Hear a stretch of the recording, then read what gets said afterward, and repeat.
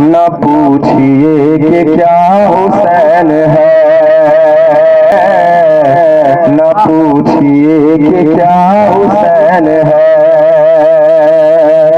तो बंदगी का नाज है, जो बंदगी का नाज है, हकीकत नमाज है, वो बंदाए खुदा हुसैन है। हाँ, न पूछिए कि क्या हुसैन है।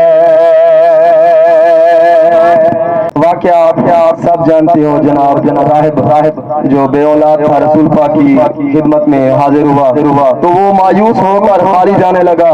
तो जनाब सलमान फारसी ने उसे बोला ऐ जाने वाला रुक जरा, उदास क्यों है इस गले, कलम है उसके हाथ में, हुसैन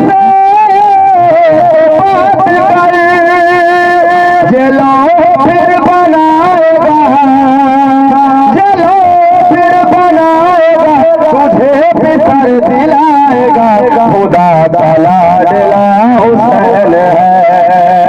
हाँ,